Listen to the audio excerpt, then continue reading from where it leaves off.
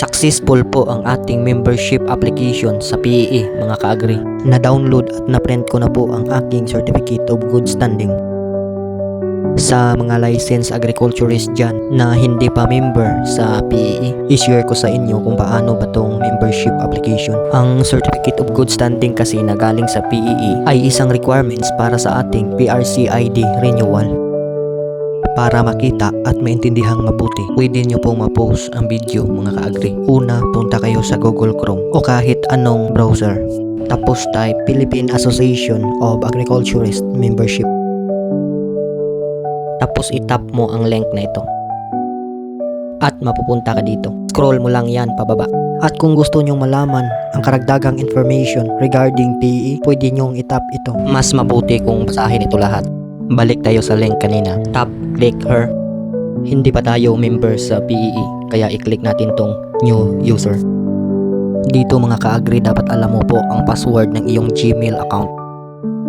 Kapag tapos ka na maglagay ng iyong Gmail at password, click login. Fill up mo lang ito, double check spelling, base or magkatugma dapat sa ating PRCID. Personal email at password, same lang din dun sa nilagay natin kanina. Kapag tapos ka na mag-fill up, click create account. Tapos ito na, we have sent you an email. Click finish. Check mo lang ang iyong email. Click mo lang itong link. Fill up mo lang itong personal information form.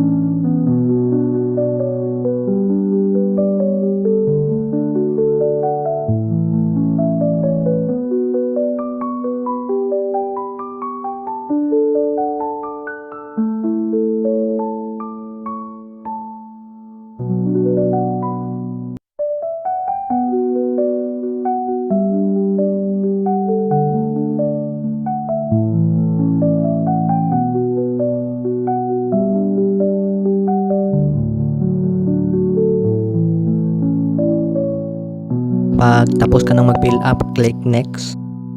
Tapos sa region chapter, pinili ko na lang kung saang region ako nabilong.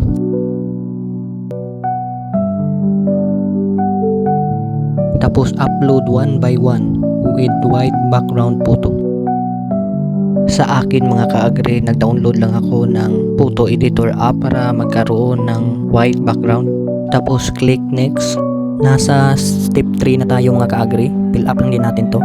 Dito sa upload a copy of your PRCID. Ang sa akin mga ka-agri, pinaserox ko, front and back, pinituran at in-upload dito.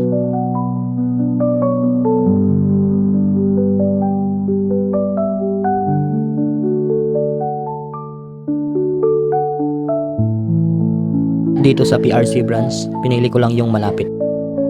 Upload a curriculum vitae. Sa akin nag-skip ako. Tapos click next. Pinakita ko lang yung amount para makapag-prepare din kayo.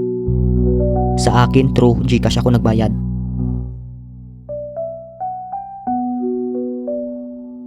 Naging 2,100 na kasi may convenience fee na 100 pesos. Click next. At may mag-text sa inyo na code, ilagay nyo lang dito.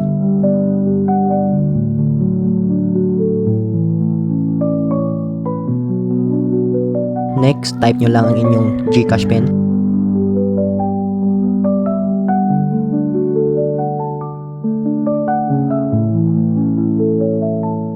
Click proceed. Click done. Tapos may mag-email sa inyo, confirmation of payment. Kapag itap mo yan, para malaman kung ano na ang status ng ating membership application, balik ulit sa PEE link.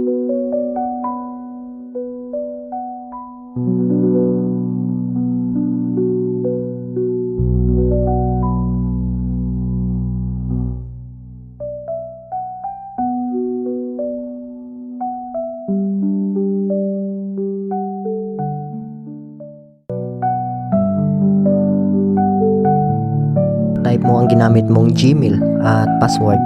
Tapos click login. Ito na po ang PEE account natin. Punta ka lang dito sa membership.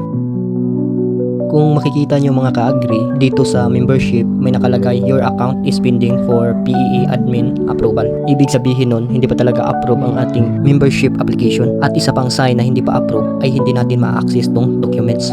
Sa akin mga ka-agree, 2 days after na-approve, i-visit ulit natin ang ating PEE account.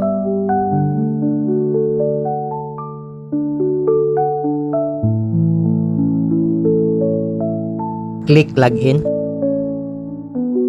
Click membership. Kapag ganito na po ang nakalagay mga ka-agree, ay approve na po ang ating membership application. Punta naman tayo dito sa documents. Dahil approve na tayo mga ka-agree, pwede na nating ma-access itong documents. Pwede na nating ma-download itong membership ID, membership certificate, confirmation of payment, at higit sa lahat itong certificate of good standing. Para ma-download, click itong view.